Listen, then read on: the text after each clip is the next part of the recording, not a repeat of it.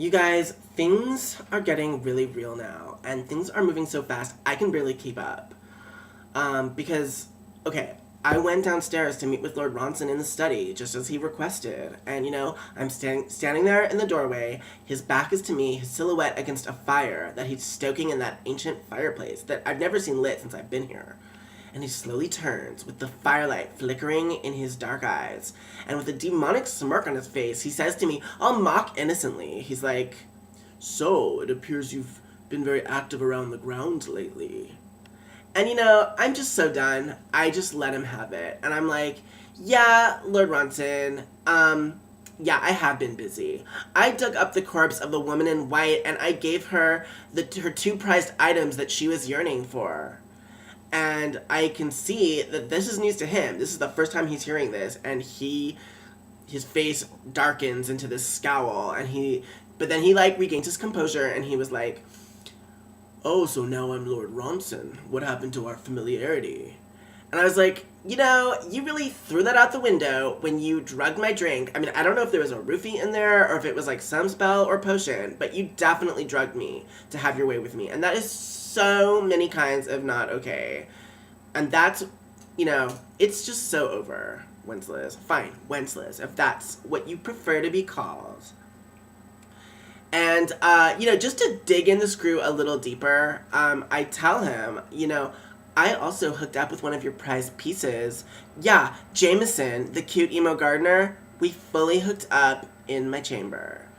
And this really throws him to a rage, and I think he would fly across the room and tear my throat out if he could, but luckily, I'm holding in my hand the ruby amulet that the corpse of the woman in white gave me. Now, Jameson had warned me in my chamber when he was giving me a play-by-play on how to deal with this situation. He told me that amulet is my protection amulet. It's the only thing that's gonna keep me alive and in one piece until I can get my tail out of here. And I held it up and said, "Oh, what about this, Wenceslas?" He stopped dead in his tracks. He knows better. He knows he can't cross a protection amulet. And I said, "Yeah, and you know something else? I'm walking out of here. You may have enslaved all these other poor mortal souls that live in this mansion now, but you won't get me. I'm walking out of here with my soul still in my body." I thought that was pretty good. I felt almost like Angela Bassett in What's Love Got to Do with It or something. I was like, can this be on my Oscar nomination clip reel? I'm so crazy. So anyway, I turned on my heel and walked out of there, and I could feel his breath practically on my neck. He'd love to ring it, but he can't, because I've got one ruby amulet in my possession. So I made my way back up to my chamber, and that's when it hit me how real things had gotten. I mean, consider this a breakup. It's over, and that means all bets are off, and I really need to watch my back. Because all the pretenses had just, I just put the kibosh on them. So I get back to my chamber, and, I drew myself a bath, and, I made it a bubble bath. There's these, cute little lavender soaps and things. I mean, Jimmy and Marisha may be evil spies for Lord Ronson and his eyes and ears around this place, but they still put out really good bath products. So, I just luxuriated in that bath and just thought about Jameson and that magical afternoon we spent together in my chamber, as the sun set and the day turned to dusk and the light grew a beautiful purple hue. Our conversation tapered off into some awkward chuckles and giggles, and then, I patted the coverlet right next to me and said, "It's getting a little lonely over here, slugger. Why don't you join me?" And he scooted over to my side of the bed, and we just kind of leaned on each other, and then our eyes met, and our lips locked.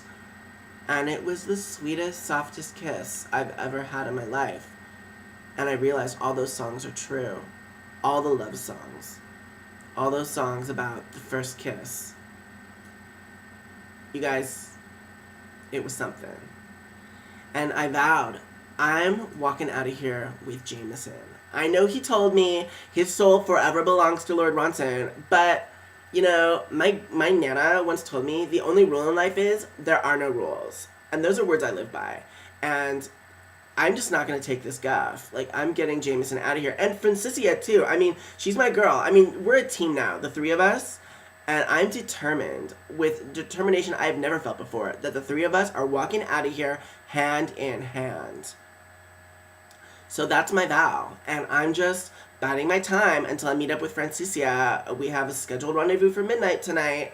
And wait till I fill her in on that kiss. Oh yeah, and Lord Ronson and his BS. But that won't surprise her. So I'll just be pacing the room till midnight. I'll keep you posted. Later.